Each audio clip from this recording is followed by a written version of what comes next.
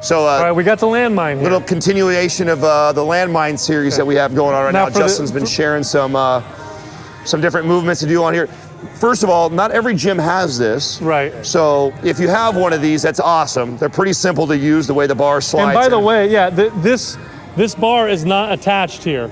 This is an actual Olympic bar. This is a Landmine attachment. All you do is you take the bar, you plug it right in, and then this allows, like a sleeve for it, basically. Exactly, and it anchors it so you can move it in a lot of different What's nice is it puts you in a fixed plane so you know where to go, but there's a lot of versatility in that, a lot of room for the bar to move, so that's what... A generic way, if you don't have this, something that we used to do back in the Put your barbell in the corner of the wall. Yeah, we would wedge it in between a corner somewhere, or I'd take like 3 or 4 45-pound plates and angle them, so I just basically create a wedge to wedge the bar into. Unfortunately, you'll mess up your walls. Tears the floor up, the walls, things like that, which is, I think, how these things evolved. And we came, finally, gyms got tired of their floor getting tore up. So show us, so we did a couple videos where we did some real basic standard, foundational type based movements. Show us a really functional. So now we can kind of add to that. I showed you guys before, like just how I would do a press, whether it's just a standard press or a press with a little more power and velocity behind it.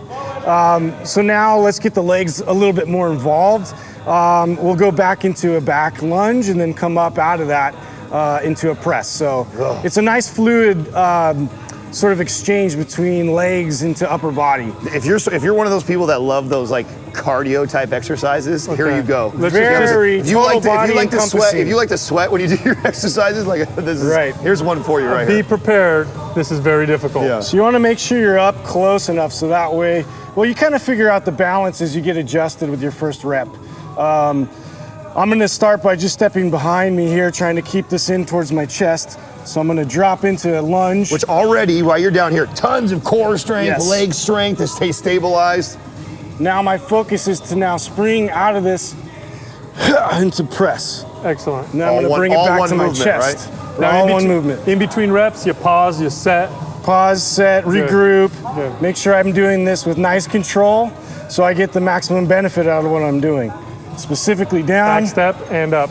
Boom. Now one thing you'll notice is the hand that's pressing, that's the leg that steps back.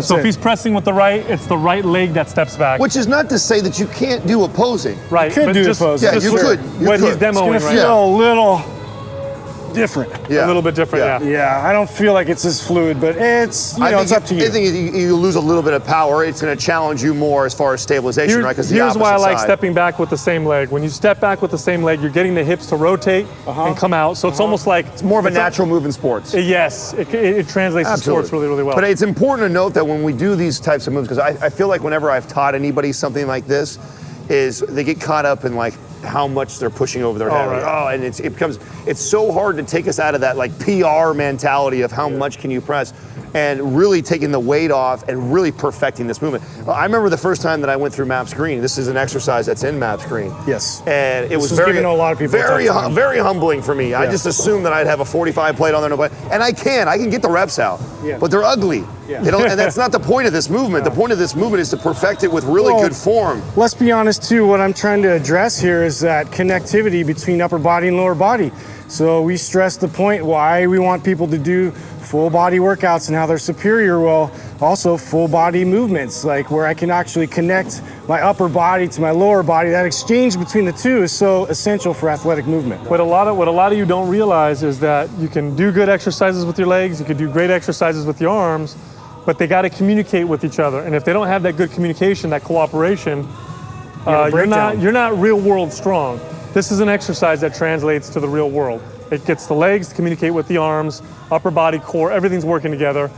Treat this like a skill. Practice it with light weight and get really good at it before you even attempt to add weight to the bar. You should be able to do that movement in your sleep before you start to add weight to it. And it will take time. I remember I've had to do quite a few rounds of our MAPS Green before I felt like I'd really had gained control, especially if you're not someone who trains like this. If you've been doing body part splits for a long time or all the Flex magazine type workouts for a very long time. What a great exercise for somebody like that. Oh no, absolutely. Right? To really focus on honing on the skill of it and see what happens to your body. Well, we all agreed that when we released MAPS Green, we knew that would be, as far as like the game changer for most people, because most people do. They follow the Flex magazine type of workout, bodybuilder type split, and then all of a sudden you ask that same person to do a movement like this, and their body just freaks out. They're not used to it. So now, if you are a body part split person, and you like this exercise, but you're trying to figure out where to put it, I'd put this at the end of a large body part, end of leg day, end of back day,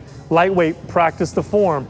It's not going to compromise your recovery. It's not going to mess you up. If anything, it's going to contribute to your body's ability to recover, especially if you do it properly. So you get great circulation. Great circulation. You're going to send a louder muscle building signal. That's when I would inject this if you are a bodybuilder. Now, Adam did mention our MAPS Green program. It's available at mindpumpmedia.com. You can check it out there.